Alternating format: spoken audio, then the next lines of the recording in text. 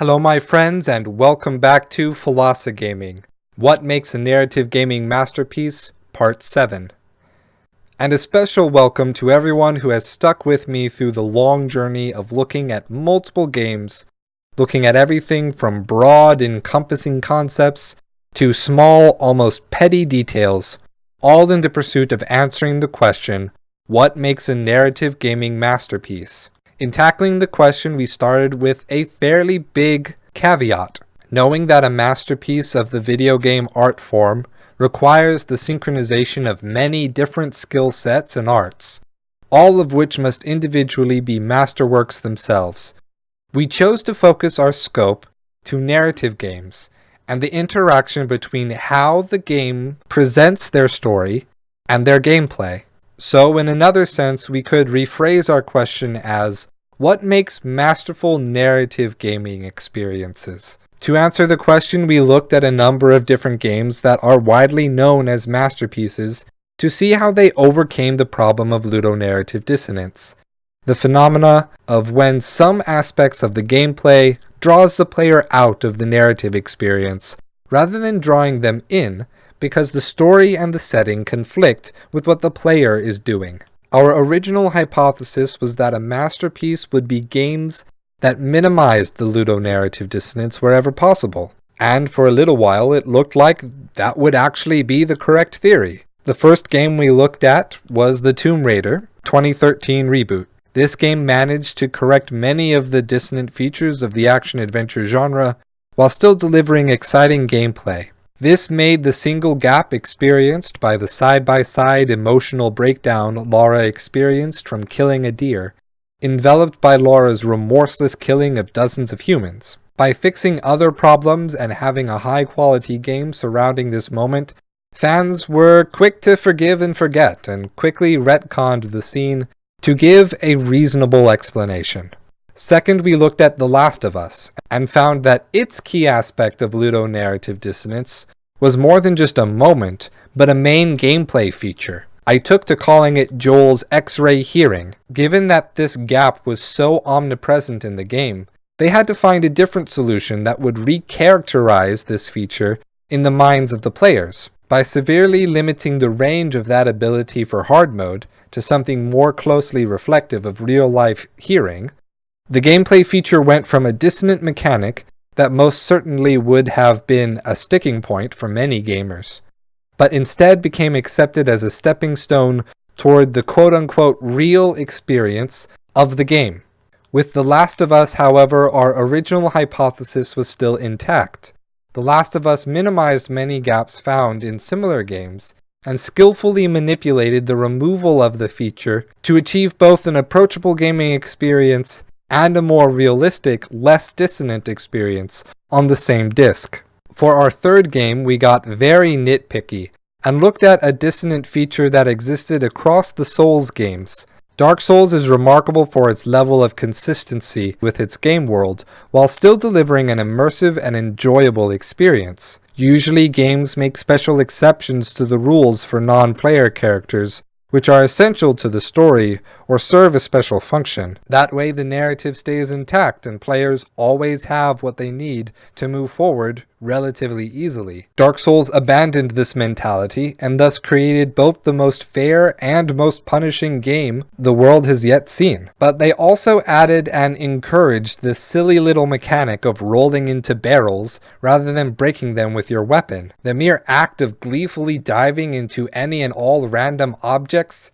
created a lightheartedness and a humor that was out of place in that setting, and thus Dark Souls used a ludonarrative dissonant feature to purposefully give players a reprieve exactly when needed, and that in turn allowed players to fully dive in whenever the time for silliness was over. Dark Souls was thus our first game to show how adding in ludonarrative dissonance in just the right place can skillfully provide a means for making some games more approachable and enjoyable. After Dark Souls, we turned to the black sheep cult darling, Nier. At the time of writing the episode on Nier, I was not able to see even one example of ludonarrative dissonance in the game. Since I have found one example, that doesn't change my ultimate conclusion. In the library of the main town, There is a little in-game trophy room that catalogs all of your victories over different bosses.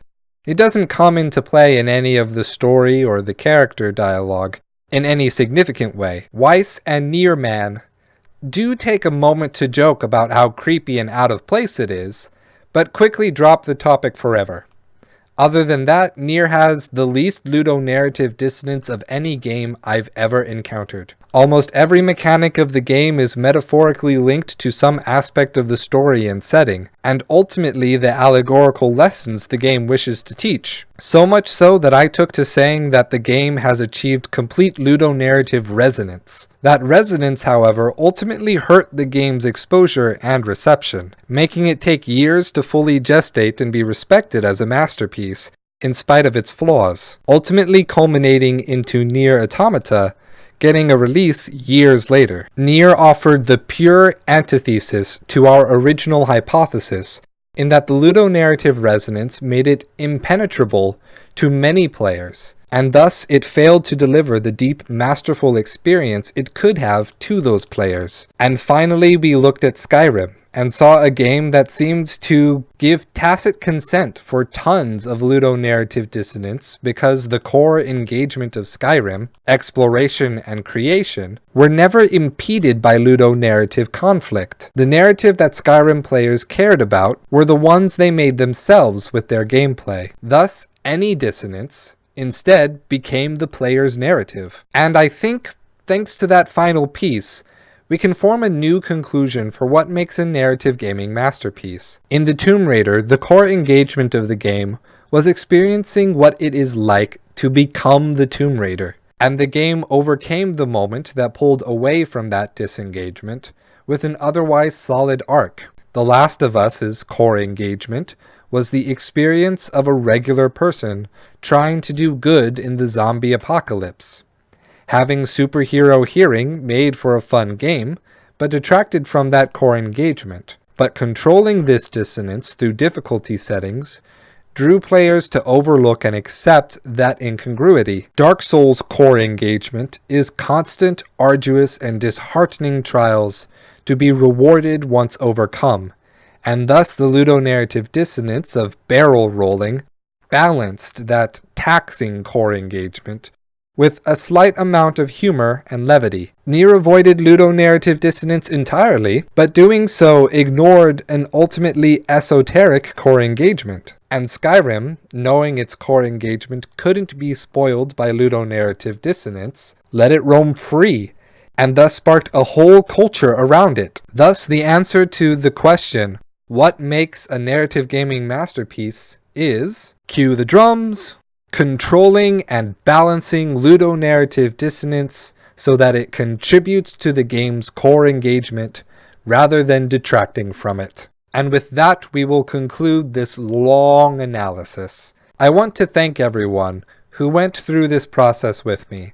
I had a lot of fun going back and thinking on these games from a perspective I hadn't tried before. If you enjoyed any of the videos in this series, please hit the like button, share with your friends. If you'd like to see more philosophic discussion of and about video games, go ahead and hit subscribe and comment below with your own ideas and perspectives. Every comment gives me insight into how to better my videos and how to improve as a thinker. And with that, I'll say thank you for watching everyone, and stay true.